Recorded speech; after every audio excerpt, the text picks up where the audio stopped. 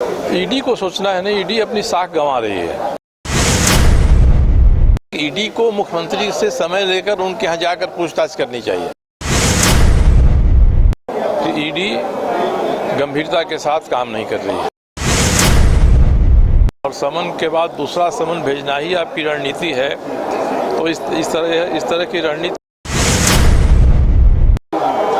कि ईडी अपनी भूमिका तय करे जी, तब ये तय होगा कि महाभारत में शिशुपाल की भूमिका मुख्यमंत्री की होगी या कर्ण की भूमिका मुख्यमंत्री की होगी।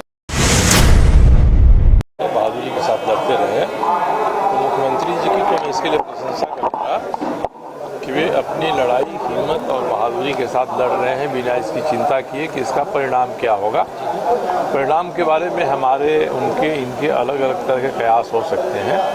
अगर मुख्यमंत्री जो भी कर रहे हैं अगर उसे गुण दोष की मीमांसा में न जाए तो हिम्मत के साथ कर रहे हैं, ये महत्वपूर्ण बात है। सरयू जी, दिसंबर आपका डेडलाइन था, वो आ गया है। किसी भी समय आ सकता है। मैंने इसीलिए कहा कि ईडी अपनी भूमिका तय करे जी, तब ये तय होगा कि महाभारत में शिशुपाल की भूमिका मुख्यमंत्री की होगी या कर्ण की भूमिका मुख्यमंत्री की होगी। आपने जो कहा उस बात में अभी भी आप हैं डटे हुए?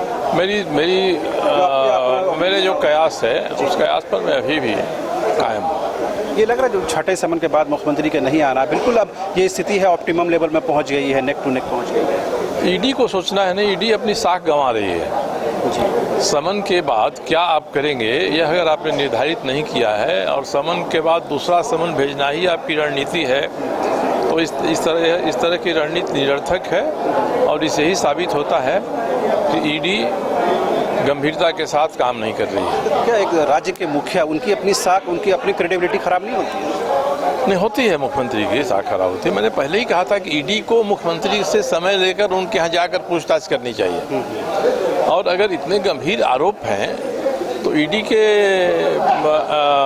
अपर निदेशक को तो खुद अधिकार है, वारंट जारी करें, पकड़ कर ले जाएं या ईडी का जो न्यायालय है उसमें ले जाएं। समन कब तक भेजते रहेंगे?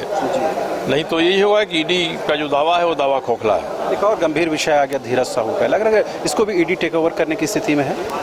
नहीं, इसको ईडी टेक ओवर करे या आर्थिक अपराध की इकाई टेक ओवर करे ये तो तब समय आएगा जब इनकम टैक्स अपनी रिपोर्ट दे दें।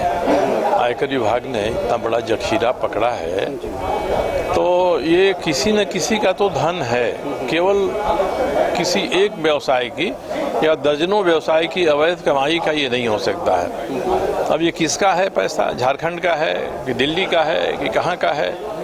जब इसमें कुछ क्लू सामने आएगा तो ईडी को इसमें आना ही पड़ेगा। जी, आपने सुना ये थे विधायक सरयू राय जी, जिन्होंने साफ तौर पर ये बताने की कोशिश की है कि ईडी प्रकरण में ईडी केंद्रीय जांच एजेंसी के तौर पर ईडी अपनी साख गंवा रही है तो मुख्यमंत्री के तौर पर मुख्यमंत्री हेमंत सोरेन की क्रेडिबिलिटी भी दांव पर लगी हुई है। लिहाजा बेहतर ये होता कि जो ईडी है सिर्फ समन भेज कर नहीं बैठती बल्कि उसकी आगे की क्या रणनीति है उसका भी खुलासा करती। यहाँ तक धीरज साहू प्रकरण को लेकर है, उन्होंने कहा कितनी बड़ी धनराशि का मिलना चिंता का विषय है लेकिन इस पर जाँच होनी चाहिए। कैमरामैन नूतन के साथ झारखंड विधानसभा परिषद से शहनवाज।